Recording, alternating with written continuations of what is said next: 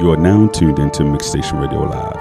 The views and opinions of the guests and the hosts you hear on Mixstation Radio Live are not necessarily those of the staff and the management of Mixstation Radio Live, its sponsors, or advertisers.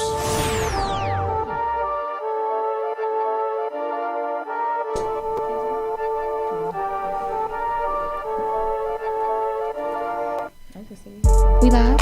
Hello, everybody. Welcome back to Rum TV. It's your girl Cortez and your boy Chris. And we back with the lovely Deanna from Chill Out Podcast yet again. And I am joined with a special guest. This is TS3 Money. He is going by TS3 Money now. You can say my first name too. Okay. We are joined with Thurman Spencer and his business, Thurman Spencer the Third. Yes. There we go. Forgive Don't us. forget the third. I'm sorry. I can't forget the third. I'm sorry. I can't forget the third. He's joining the cookout. Yes, he is joining the cookout. And his business name is called TS3 Money LLC. So that's why he wants to be named TS3 Money now. That's what's up. That makes sense. Congratulations. Oh, thank you. I appreciate it. Of course. So, Mr. Spencer the Third, why don't you tell us? Basically, tell everybody, because everybody that's watching is not going to know what TS3 Money is. So why don't you tell us what TS3 Money is? All right, so hello everyone. My name is Thurman Spencer III.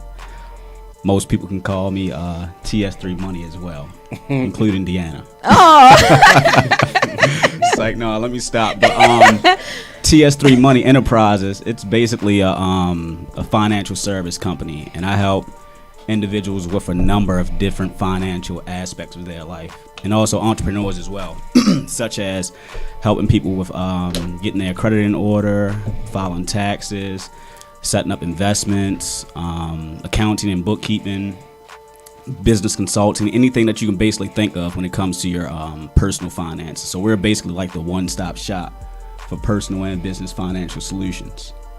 so That's what's I have up. a quick question. Sure. What job did you leave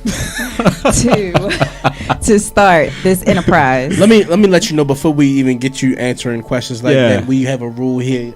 You can say skip check if you do not want to answer a question. Okay. Yes. Okay. Got you. So the job that I left, it was M&T Bank. So I was a banker for the past 4 years. I started in the banking industry in 2017. That's actually where I met Deanna at. Oh. Come to think about it. But, Fresh out of college. Yeah, met Deanna in the banking industry, and I eventually left the banking industry in March 11th of 2021, because I felt like, I had to step out on, faith and, just do something different and, take a risk versus being trapped in a rat race. Whereas I was stuck to a certain schedule. After a while, it started to get overwhelming. And I wanted to step out on faith and chase my dreams. That's what's up. So do you feel like you still have a schedule now? Like, oh yeah, I definitely have a schedule, because when you're an entrepreneur, it's a certain type of way you got to operate. You just can't operate without a schedule. So I still have a schedule, but I set my own schedule and I request my own time off versus going to a boss and say, hey, I'm trying to, request this time off, like on a daily basis, weekly basis. I create my own schedule, and I usually create that schedule on maybe Sunday, then plan out the whole week and go from there. Nice advice. Okay. Yeah. well, with your business, because of course you have a team behind you. So how often does your team contribute to like TS3? So I honestly don't have a team. I'm running the whole operation. By yourself? Yeah, it may seem like I have a team, but It definitely seems like he has a team. If y'all go to his Instagram and go to his website, it seems like he got a whole team behind him. He is a one-stop shop and a one-man show. I'm running the whole show. So I do the marketing. That's something that I definitely need to improve on. I take care of my company's, books. I talk to the banks, the tax agencies. So I basically handle everything all along. So I'm working on building up my team, but at the moment it's just me by myself. So how do you think that you can expand the business without having like people there with different ideas to like help you expand? That's a great question. That's kind of sort of what a team is for. Like, yeah. But you know, when you building a team, right, you can't just bring anybody on your team. You know, you got to be very cognitive of who you bring on your team, because some individuals, they may want to just jump on the bandwagon because it seems, you know, cool or hot at the moment, but you got to get people on your team who also believe in your vision like you believe in your vision. However, I do have one gentleman on my team. His name is Isaac.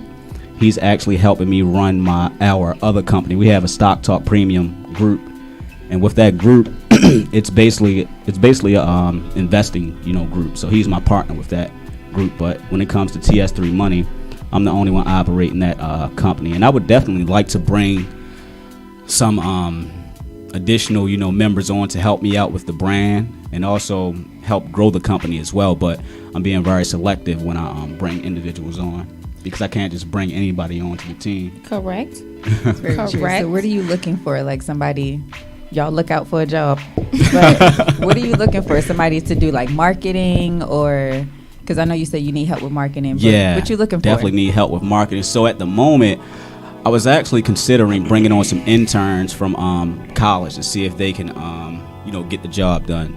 So the two positions I had in mind, a content creator and somebody who can do accounting and bookkeeping for the company. So I won't have to, you know, track the books. Even though I went to school for accounting, I feel like I want to step away from that role and give it to maybe somebody who's in college and who need to, you know, get their hours to eventually, you know, graduate.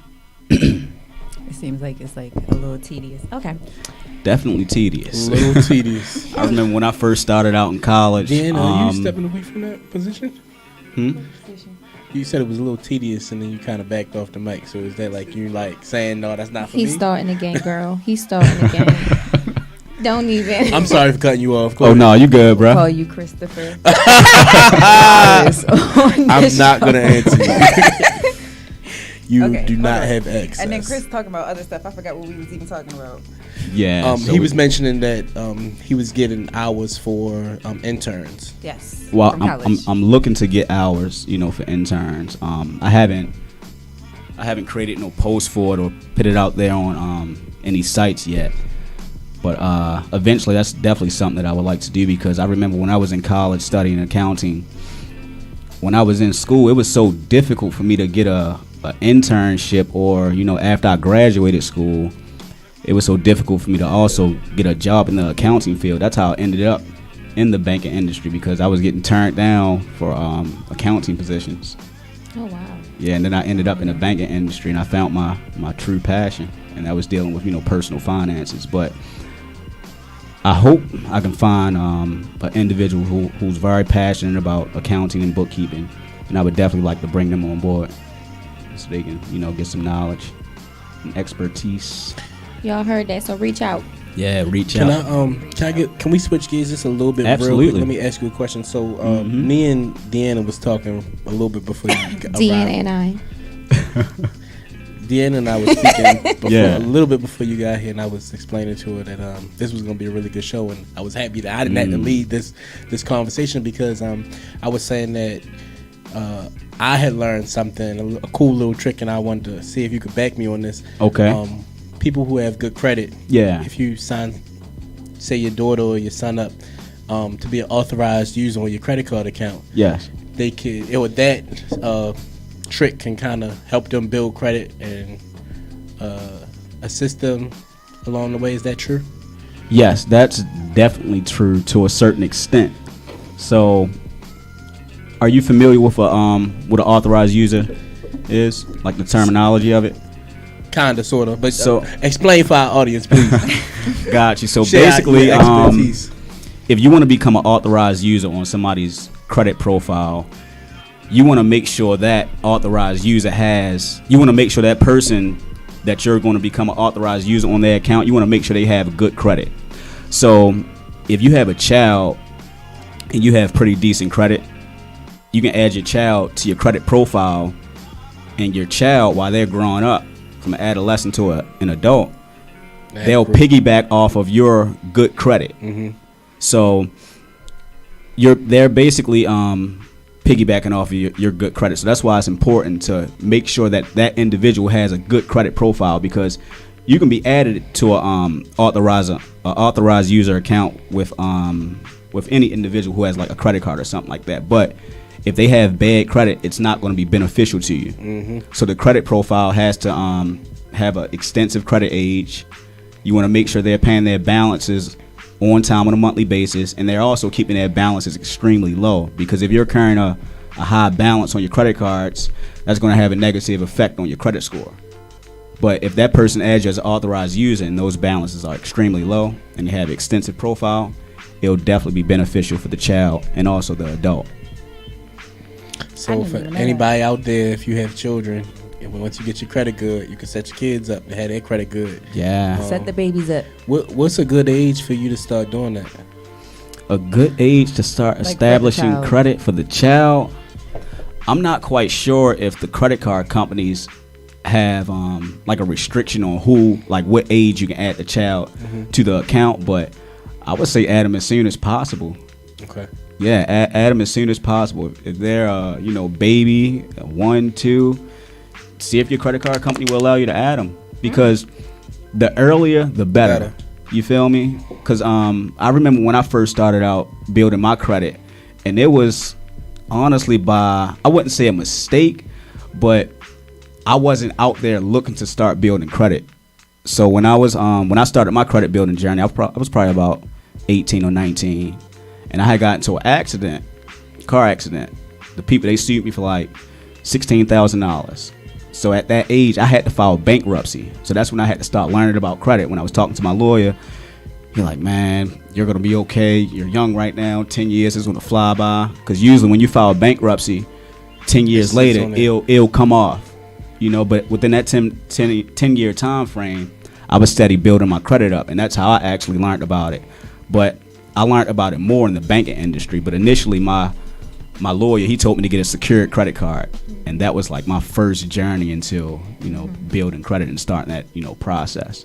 So if you don't currently have any credit available if you don't have any credit established at the moment, your first step is to get a secured credit card. And a secured credit card, you're basically putting up your own money as collateral. So if the banks see that you know how to manage those funds, properly, in the near future, they may give you an unsecured card. And an unsecured card, you don't really have to put up any funds, because your credit, it should already be established, and they'll just piggyback off of that, basically. Right. But starting out, they want to see if you can manage your own funds first. Yeah, I had that talk. I know. Yeah. I was expecting you to say that. When I went to the bank when I was 21, 22, they tried to get me to set up with an unsecured card. They tried to get me to set up with a secured card, and I really didn't understand what it was and wasn't really ready to dive into it. So I was like, no, I'm going to wait. And I ended up getting one. I actually stumbled upon a bank that gave me an unsecured card for $1,000. Okay. You maxed that thing out, didn't you? I didn't. I personally didn't, but it did get maxed out. Yeah. And I had to take care of it. Don't worry, bro. We all been there before. I've been there. I've had bad credit in the past, but I had to get the proper education first, and that's what our people are missing right now. Like a lot of us, we missing, the proper education, and that's honestly one of the reasons why I left my job, because I felt like I could touch people that they, couldn't capture. Yeah. And I don't know if they wasn't willing to, but it seemed like it was a little effort there, but it wasn't enough. Enough effort, backing that. So yeah. Yeah. Well, since we're on the subject of credit, I have a question. Okay. So do you think it's better to have good credit or just like $1 billion? Like just a lot of money? I would $1 billion or good credit? Well, just a lot of money, not like $1 billion, but if you have a lot of money, you can pay for whatever you want to pay for, buy whatever you want to buy. Give me an amount. Okay, let's just $1 billion. $1 billion, yes. I would take $1 billion, because with that $1 billion, you can hire somebody that educate you about credit, and then you can build up your credit. And with that $1 million, you can also buy a ton of trade lines. So trade lines, that's where the authorized users get added to. They get added to basically trade lines to help boost their credit score. So some amounts of money are greater than credit. That's what he's saying. Man, that's what he's saying. If it's a ton of money, I'm taking the money. I'm good on the credit because you can use the money to build up your credit.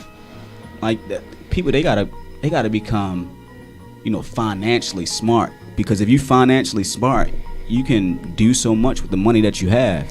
So let's give you a slightly smaller figure. Let's say $100,000. Right. You taking the A1 credit score or $100,000? A 750 score. Yeah. Or $100,000. 750 score, $100,000. Man, give me the 100,000. Okay, so now I got. That's just my own personal opinion. What exactly is the 750 credit score? What it's going to do? That's exactly right. Like, because people, they can have a 750 score, but if they don't have the income to get approved for a loan, they're not going to be able to go to a bank and take out a large amount of money. So the money is still worth more than the credit score. That's just my own personal opinion, though. I would take the money because I would know what to do with the money. I would invest the money in mutual funds. I would probably buy like a fixer upper for $50,000, put about $25,000-$40,000 in it. I probably have about $10,000 left over. And once you buy that property with those funds, the equity will go up in the property. Mm-hmm. Then the property might be worth about $150,000. We need to talk. That is very true. Me being somebody that's new and fresh to the wholesaling business. Okay. A lot of real estate agents don't understand that, like, the more, like he just said, the more money that you put into the property, it raises the value. Mm-hmm. Yeah. So when you sell it, you get more money from it. But a lot of real estate agents don't really like wholesalers or don't really like people like middlemen people because they can't get the property for like a low price that they can get it, so that they can get a better commission. Yes, from it.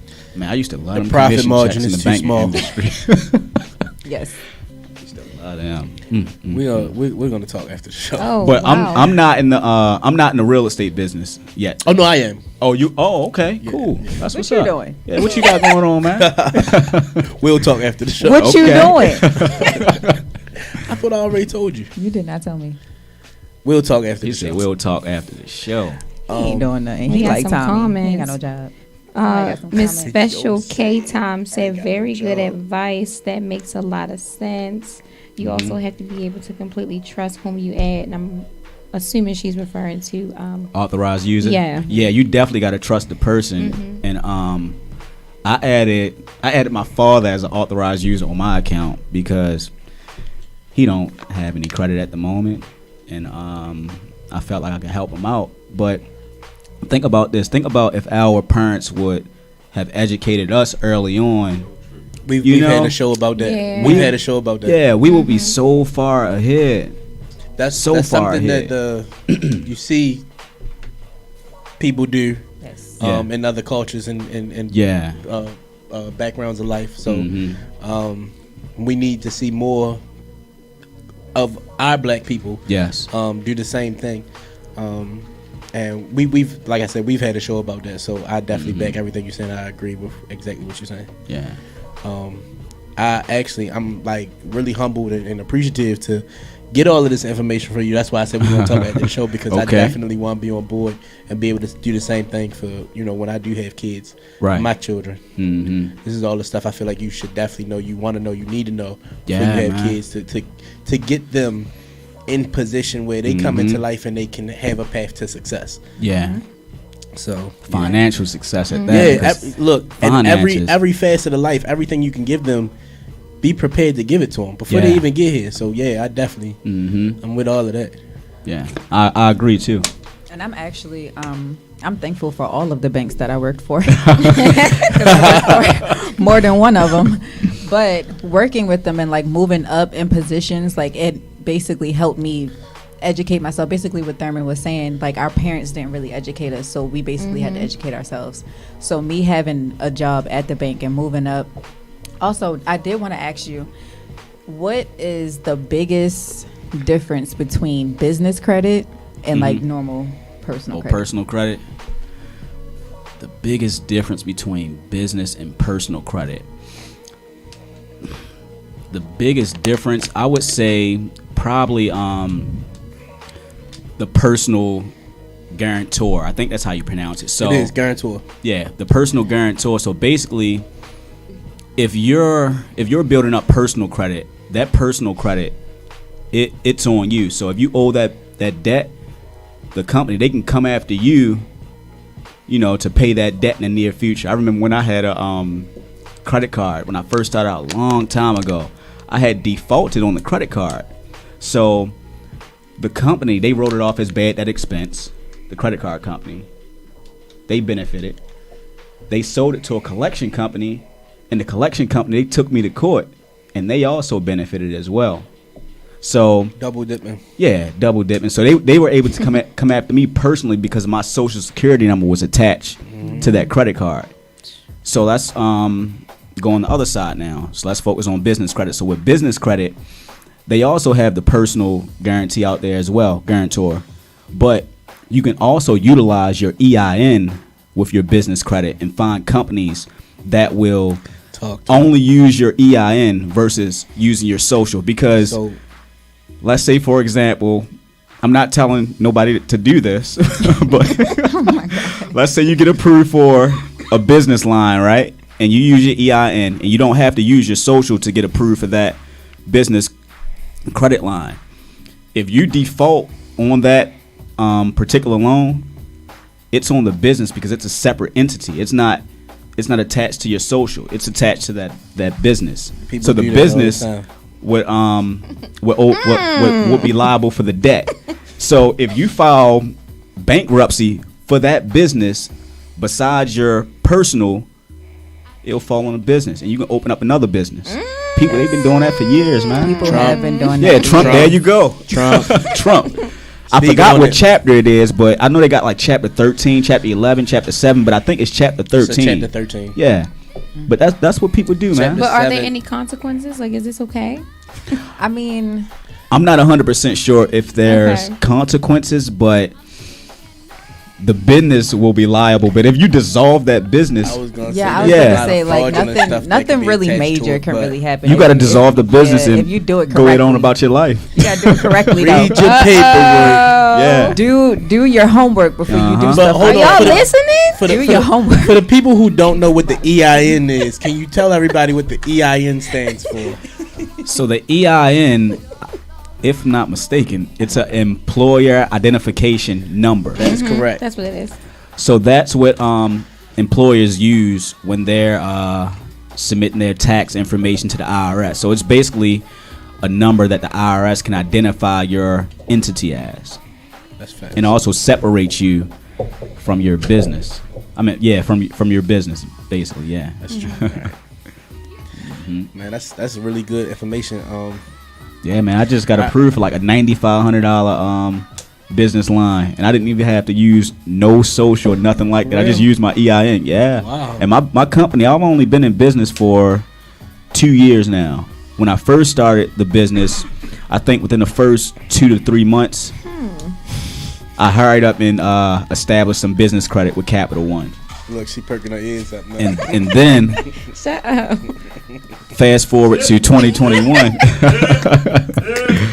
Finally got another line. And, we're listening to you. Yeah, and I didn't have to utilize that social for that other line. So if I decide to, dissolve this business and run up that card, Hello there. Congratulations, you got a new best friend. But I'm not going to do that. I ain't going to do that to him. Too late. You already put it out there. I'm gonna do it.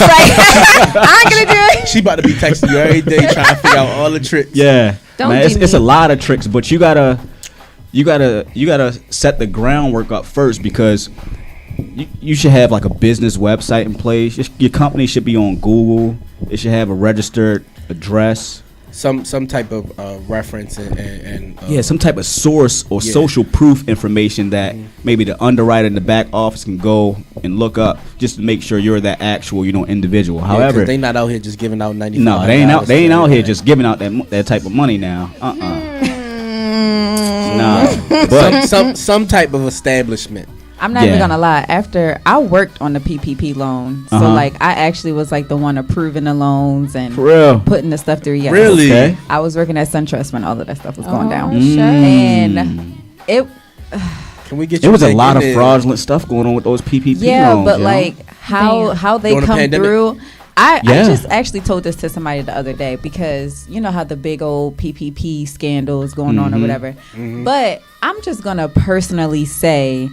A lot of that scandal, like that, but that's kind of sort of just how America work. Yeah, I'm starting to just realize that, like they'll put you in situations and then tell you like you're gonna be okay, but then you not. Wake up, let's go. So I feel like that's just America, honestly. She woke up, but shut up. Being a banker, we weren't properly trained, so a lot of those things that went through because a lot of people weren't properly trained. So it's like they kind of sort of that's how they messed you up. That's how they bend it a little bit. Because I felt a little bit bad because there was a lot of people from other banks that would like call us or whatever and to like help them and stuff like that. Like we weren't prepared for that PPP to come out at all. Yeah, like we weren't. Like they kind of hit us with it the same way that they hit the world with it. But let me just kind of privy y'all to a little bit more insight. So what do y'all think that does to the government and to the economy when you can approve people for loans that the bank can't really afford to approve people for? But actually it's starting to get a little bit bad because they starting to let normal bankers be able to approve loans and be able to put loans through. So it's just like, but the leniency is done on purpose. You understand that they trying to mess up the dollar bill. Think about what cryptocurrency is continuing to grow into every single day. Eventually one of these days the dollars in your pocket right now ain't gonna be worth a dime. Right, you're gonna go to the store and try to pay for something in cash, and they're gonna be looking at you like, I don't take that. You crazy, looking at you like you what crazy. You thought this was? We gonna, But no, it was a lot of people that was scamming on that PPP though. And let me tell you, they getting caught. The feds, they are coming after you. Yep. They are coming after you. We'll get you, baby. Yeah, they coming hide your after kids, you, man. hide your wife. Yeah, girl. Man, it's some small businesses out here that really needed that money, and people out here scamming, bro. You know. But you know what? I have a homeboy that, I'm not gonna say his name, but they work for the feds, and he was telling me, look, if you think you getting away with something, you ain't getting away with that. That's federal time. They watching you, and they got bigger fish to fry. Yeah, they gonna get them bigger fish first. Once you get big enough, then they be like, all right, now it's time. Yeah, they gonna come knocking on the door. Let me take care of you. And they, first of all, they catch you when you sleep. They catch you at like 5 a.m. You're knocked out. They're gonna kick your door in. Because I get up at 4:30. You know what? I'm done. That's what they do. That's what they do. But no, real talk though. So for all the people that was scamming with the PPP loans, let me ask you this: how were they able to do that? Do you know the process that they were using, or? So the process that I think they were using, they were submitting fraudulent Schedule C's.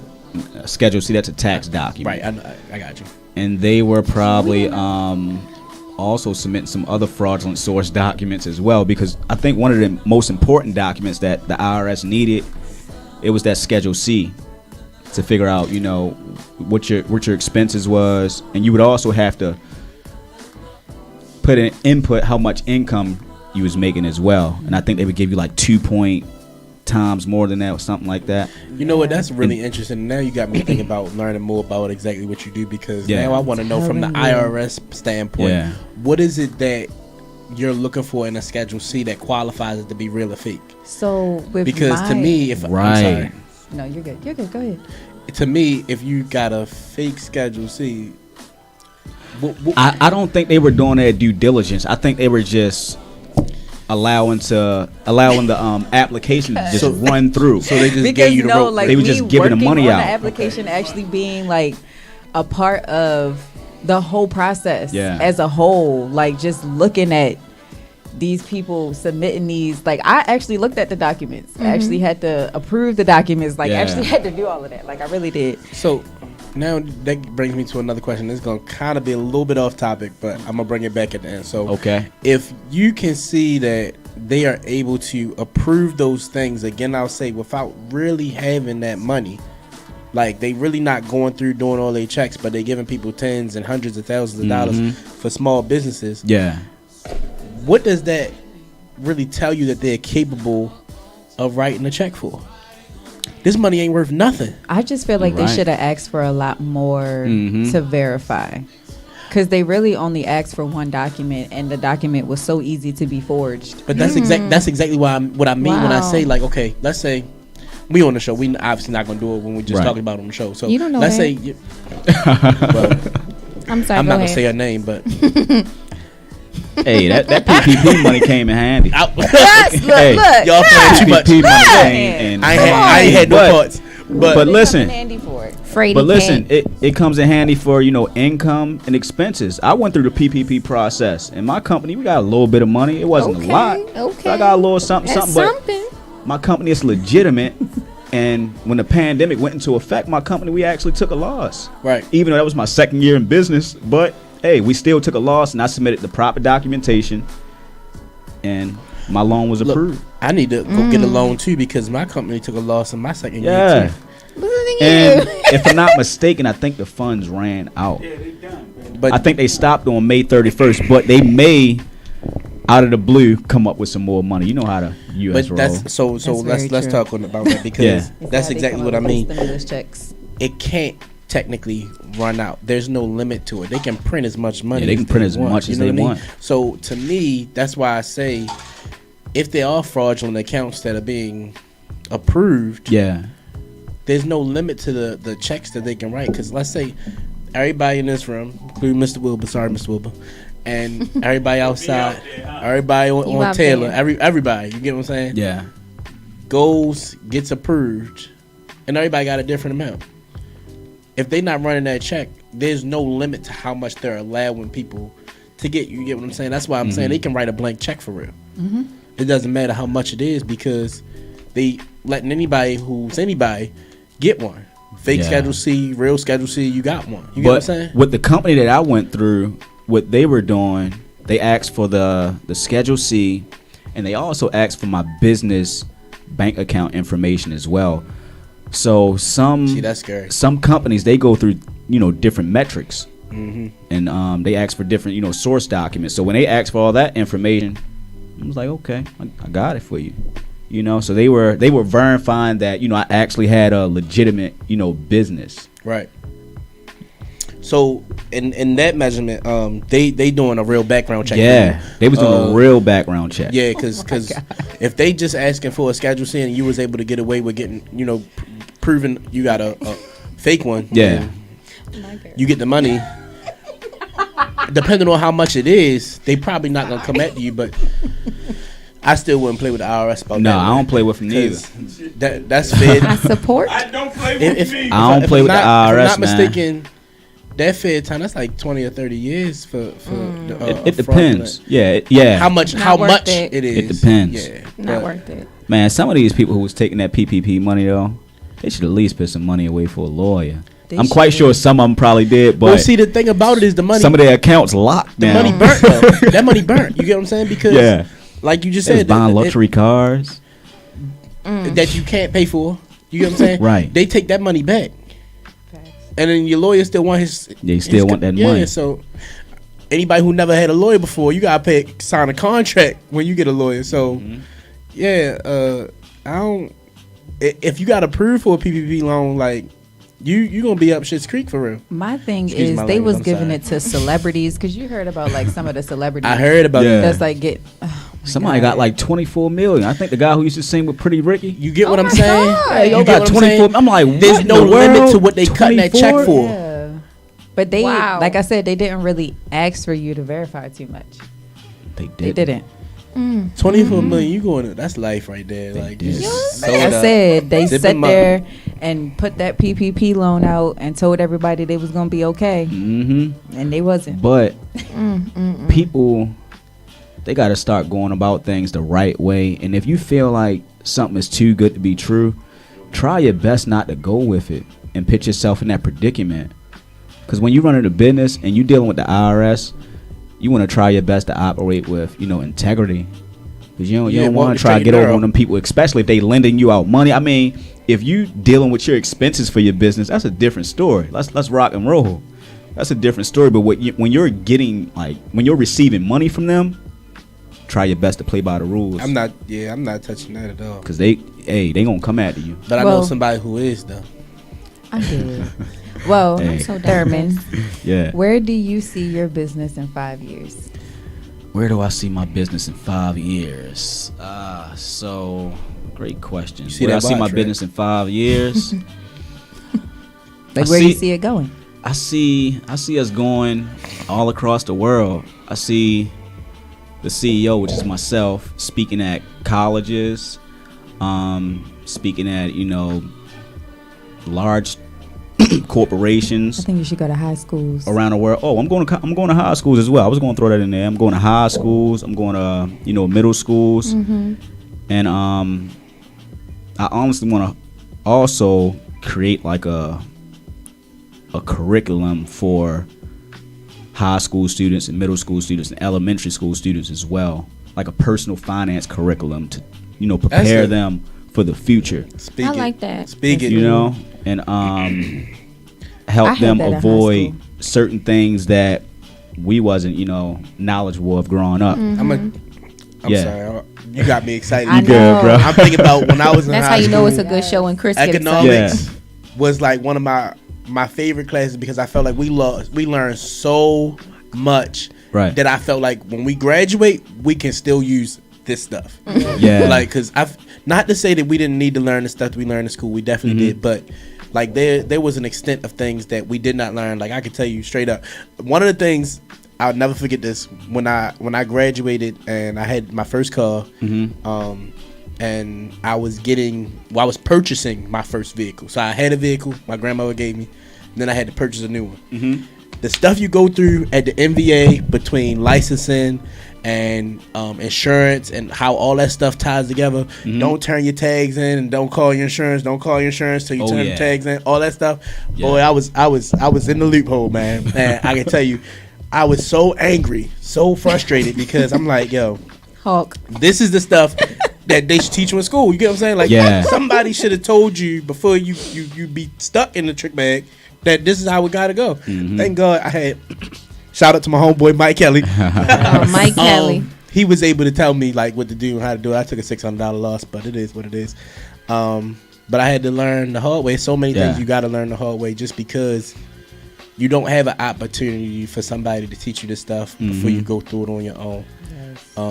So building credit, everything economics, everything dealing with the MVA, getting your first apartment, all that stuff, I feel like should be a part of your your senior year of high school, your junior year. Somewhere they need to fit that into the curriculum.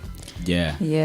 And just like he said, it was really, in my high school, the economics class was only given to the seniors. It wasn't given to like the rest of the school. She called it economics. Yes, when I was in what's what you guys say? I just wanted to let y'all know that they were doing that before the pandemic came. I know like Lake Clifton, they did have an economic class that was going on because the guy Donald Butler, who the CEO of Butler Square, he was teaching the class at Clifton.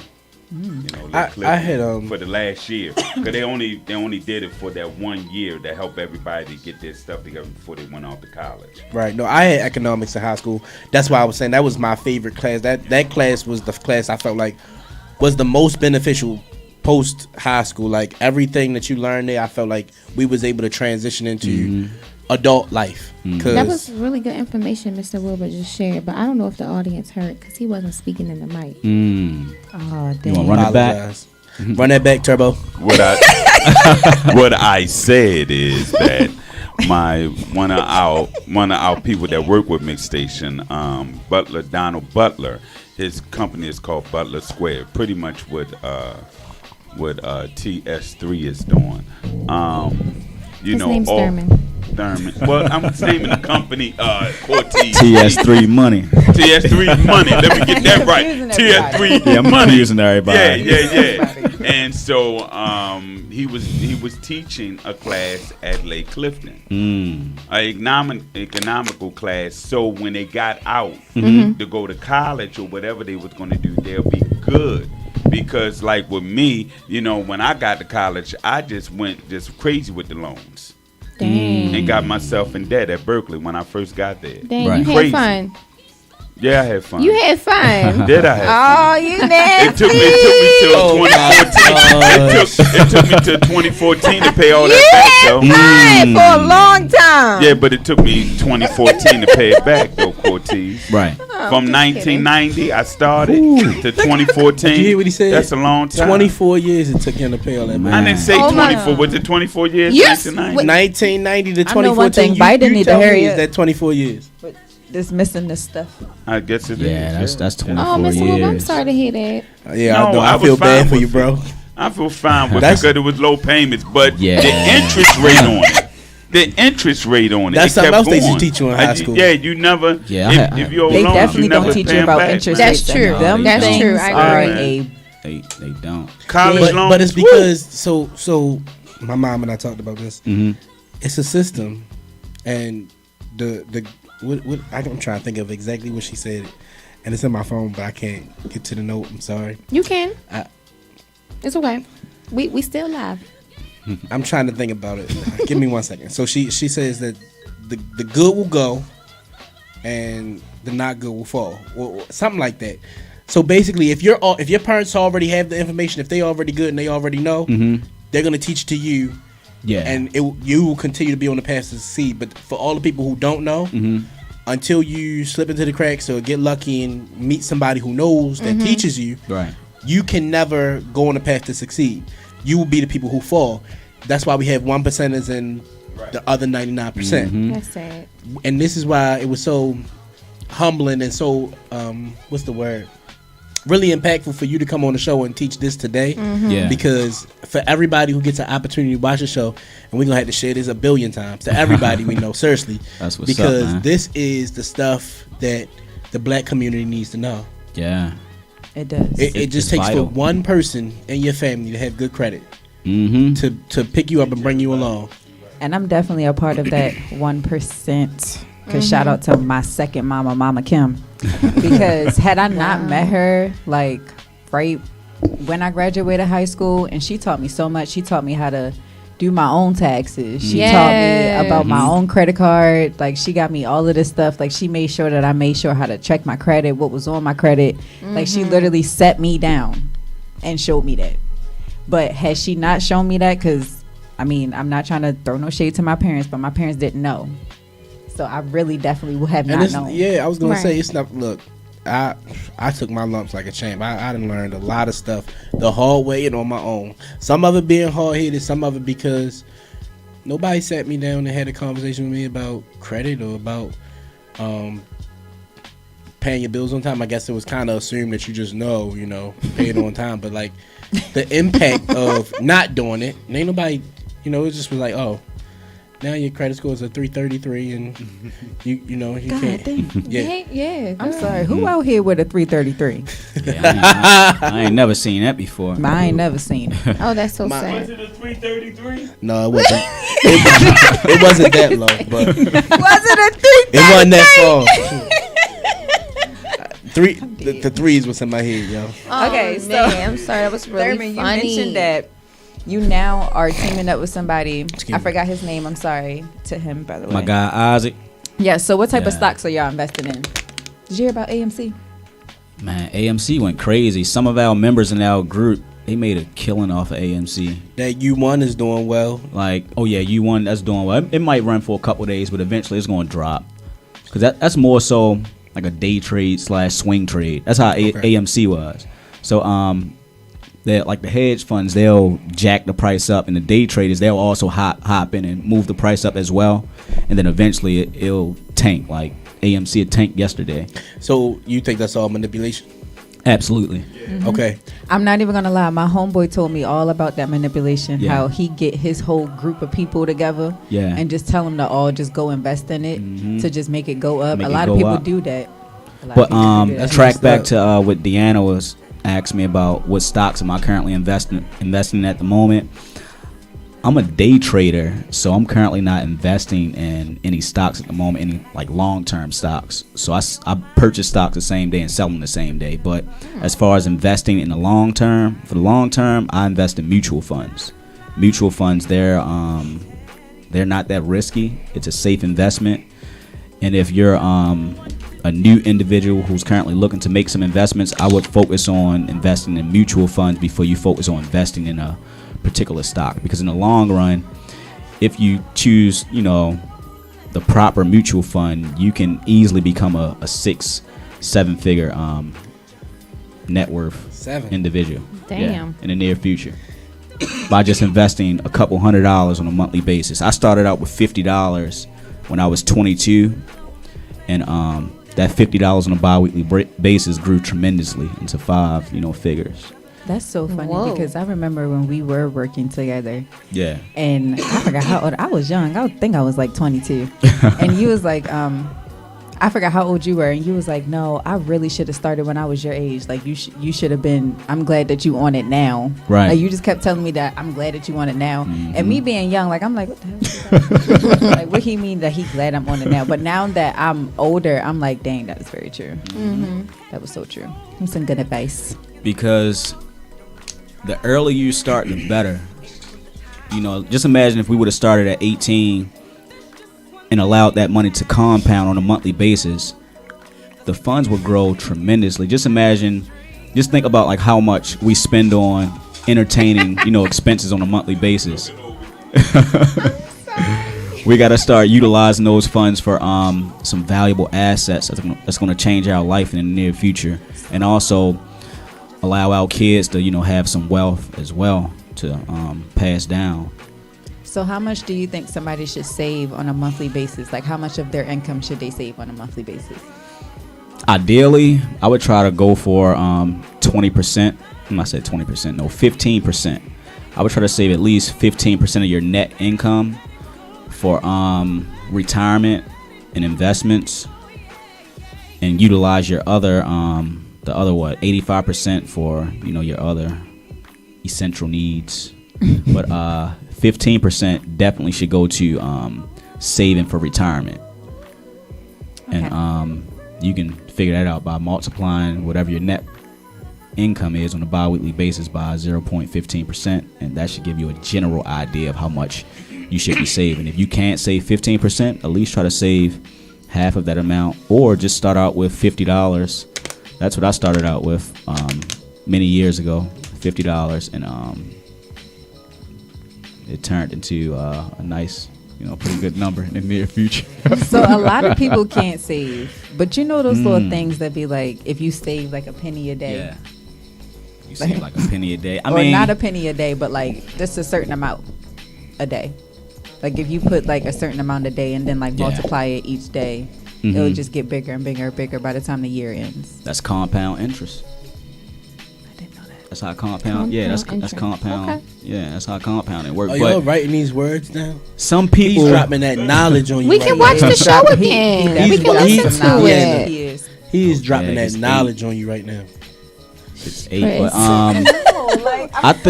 I think a lot of people can invest though. You just got to start off small and just try not to think about investing a large amount early on. Start off small. Start off with $25. Start off with $50. It's one problem that I must admit us millennials have, is that we want instant gratification, instant success, and everything that we do. Yes, we can. Is that right? And instantly, I'm right not away, gonna lie. right now, for real. I'm a victim of it too.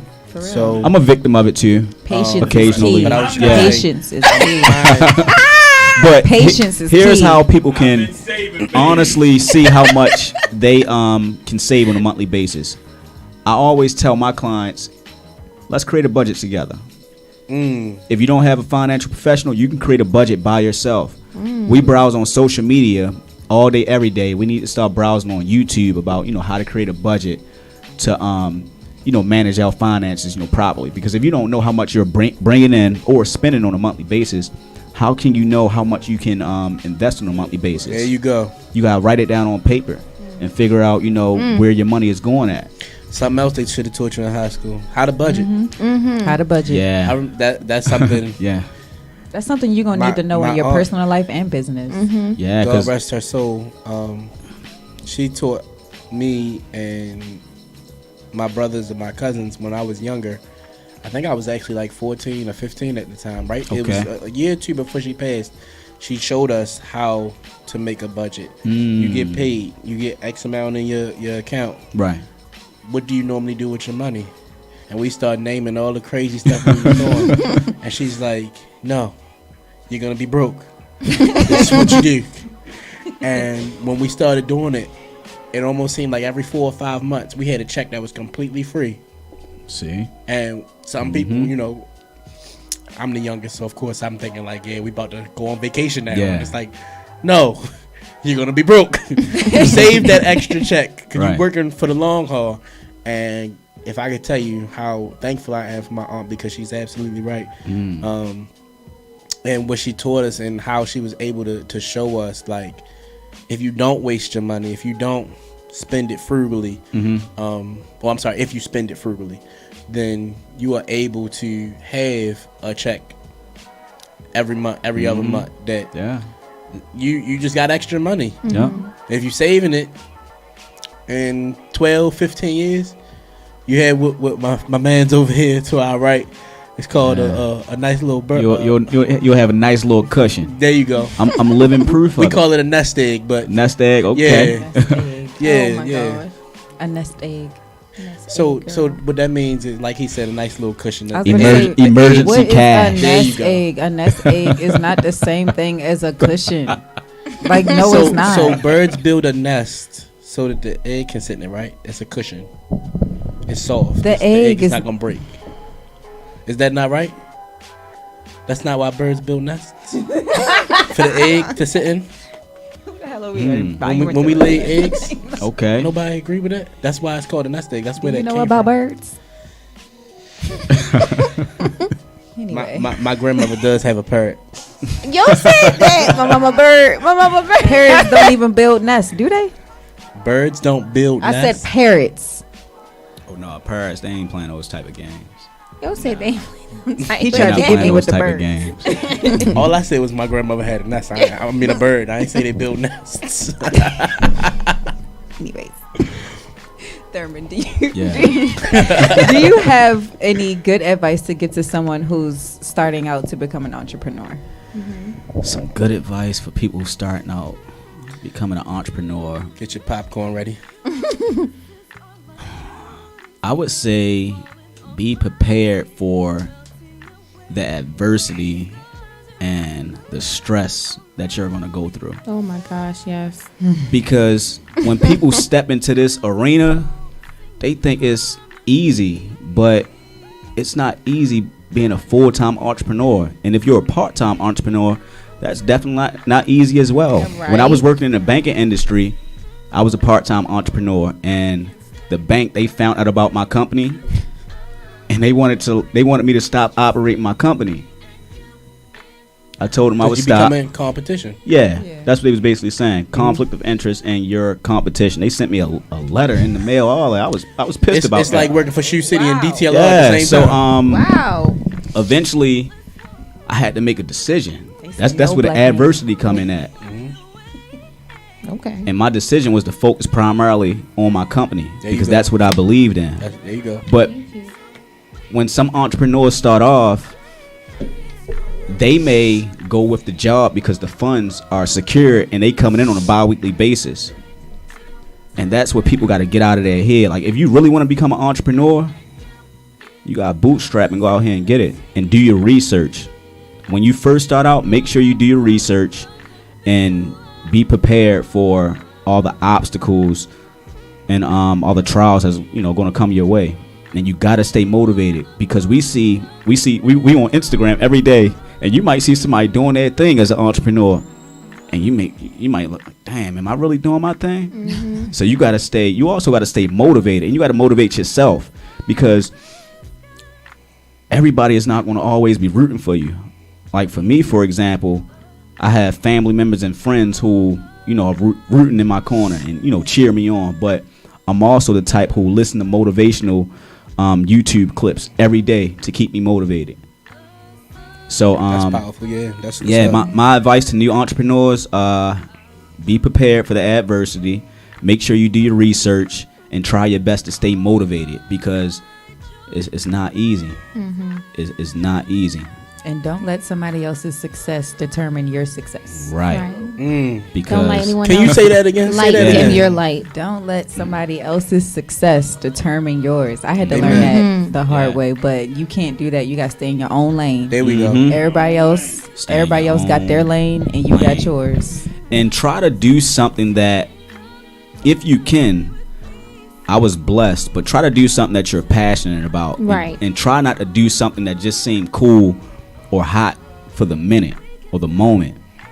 Stay in your own lane and do something that you are passionate about, and stick with it. Stop trying to focus on so many things at one time, because I feel like when entrepreneurs first starting out, that's cool, I'm gonna do everything. No, start off with one thing and then take off from there. That's like with me. I started off with the personal finance company, and then I started the day trading business, and then I started the investment group business. So the personal finance company, that one, took off within the first year, and then the passion just kept growing. So I'm like, dang, I want to trade stocks now for a living. Yeah. Dang, I want to teach other people how to, day trade. And now we're running 3 operations. Would you ever do Forex? No. Wow. Shut that down. Shut that down right now. Oh my gosh. Why? Because I'm not very knowledgeable about Forex, and I would rather stay in my lane. I've been studying stocks. Well, I've been studying day trading since 2020. I think I've been studying day trading for 2020. And when you think about Forex, I haven't been studying Forex, so I'm gonna just stay in my lane, and I'm comfortable with trading stocks. Okay. So yeah, I just try to stay in my lane. I'm not dealing with Forex. I understand. Yo, can we get a really big round of applause for my man Thurman? Thank you so much for coming on the show. Thank you so much, Thurman. Appreciate you. Hey, you're welcome. Yes. Thanks for the invitation. Absolutely. I really appreciate you guys. Can you so let the much. people know where they can find you?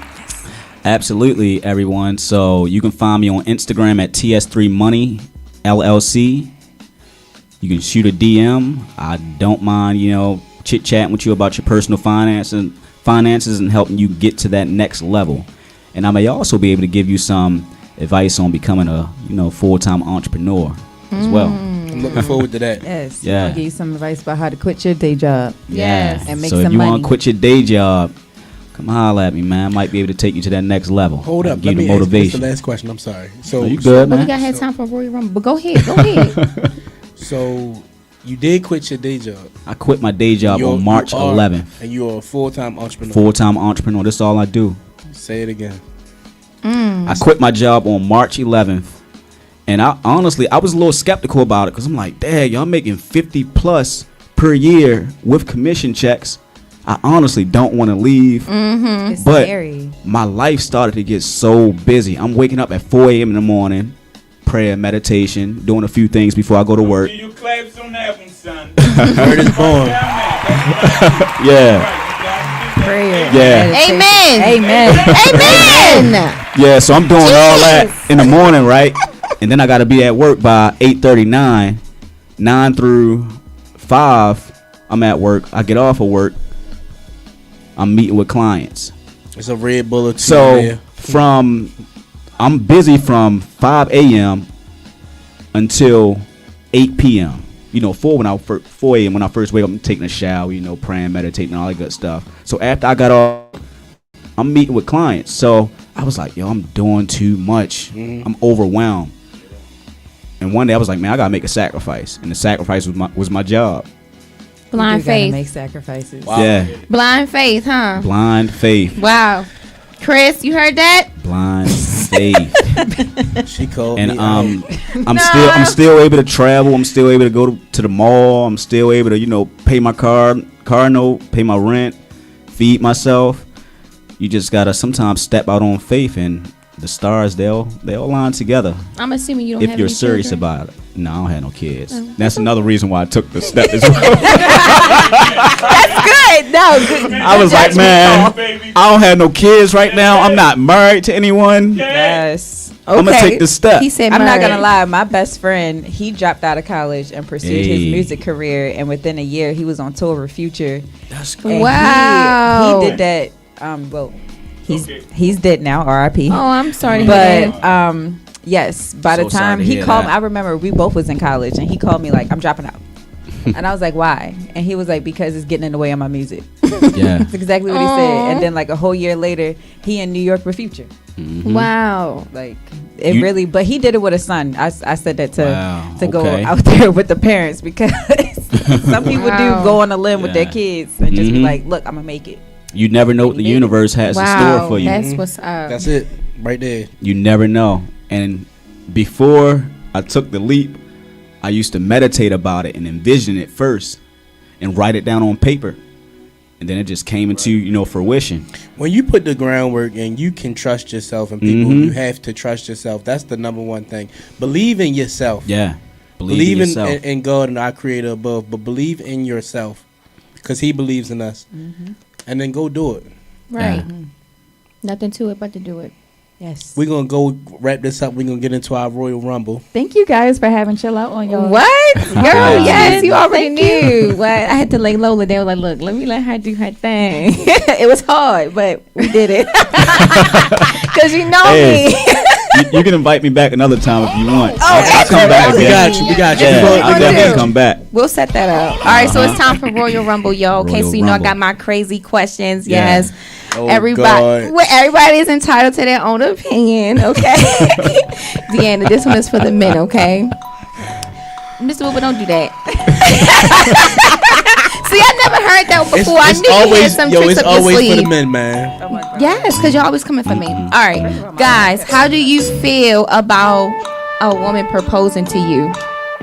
A woman proposing to me. And this is the woman that you want to spend the rest of your life with, okay? So you Oh, the question for us? yes. The question's for the okay. men. hold on. Hold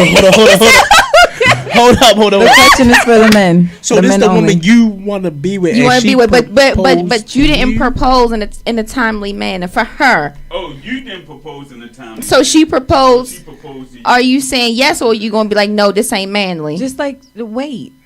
Just what you? Oh my bad. I'm not quite sure what I would do until I'm in that Oh my God. situation.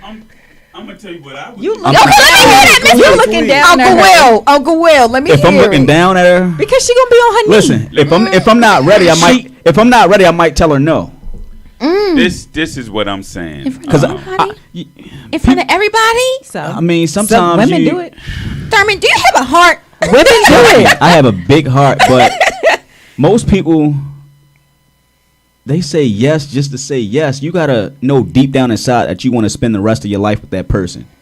But she's versus saying that getting you a- already know that. I mean, if you know that, Then why you ain't say propose yes already? Yeah, right. So if you know that, I think the male should propose, but That's okay. That's okay to say. I think the male should propose. But if the female But in would that propose, time, are you gonna say no and then pull her to the side and say, "Look, I think we should have went about that another way. That's my job." Are you gonna put her in her place, or are you just gonna say, "Look, I love this girl and we just gonna go with it"? man, if okay. I'm comfortable with last. it, This is my show. if I'm comfortable with it, I'm gonna say yes. Say age before beauty. I'm sorry, Thurman. Say that again. I'm gonna say yes if I'm comfortable with it. You're comfortable. Yeah, I'm gonna say, Okay. hey, yeah, let's go. Go ahead, Mr. Wilbur. I'm gonna go last. No, age before beauty. Yeah. Go ahead. That means you. You said age. Age before beauty. Go ahead. He making it no. Well, let me put it to you this way. Far as because I'm old school and I'm from that generation where as though the man takes that position. Okay. Because we are changing so many roles right now. Men, women, men. Come on. We got to keep something where as though the male figure is taking the lead in that. Okay. Wait. Just wait, ladies. You already know that the man is going to propose to you. Now, if you with somebody that you know ain't going to propose to you, then why you with them? Bottom line. And anyway, the woman, Chris. the woman should just wait for the man. And my thing, why? If you with this man, you already know what he's about. Yeah. I know my woman is not going to do that at all. You just know off jump. Oh, I know off jump. Yes, Okay. because she knows me. Okay, but let's just say Uncle Will, in the moment she proposed, and y'all in front of y'all people, y'all having a good time. Are you going to tell your lady no and humiliate her? No, she's out of order. But what Right. are you going to tell her? She's out of order. He's speaking. She is okay. out She of definitely order. out of order. She's She's out of out Dang, of Chris. order. If you propose to a man, you out of order. You're out of order. Bottom line. I Out don't of care order. what Okay. you say. You out of Mr. Willis order. said get now, back you in wanna order. go, Chris, after me? Ooh! I guess it was no point because I had to second that. Thank you. Honestly, and so let me fill y'all in, and I'm gonna tell you, Thurman, why Yeah. I second that. We had a Royal Rumble at the end of, what was it, 2 shows ago, and the question that I asked was, if you as a man do everything that you're supposed to do, you have a conversation with the woman that you want to be with, everything y'all discussed, everything that y'all agreed needs to be done before y'all get married, you do. You ask her to marry you, and she tells you no. Would you continue this relationship? My answer is no. So for me, if we all agreeing that she's done everything she's supposed to do, I do everything I'm supposed to do, and then she asks me to marry her, part of us doing what we supposed to do is me going to go purchase that ring and, getting on one knee and begging you to marry me. You get what I'm saying? So Don't beg. Man, it's the head. Yeah. yeah, that's to me. The man is the head, but it's staple. we still look at each other as equal.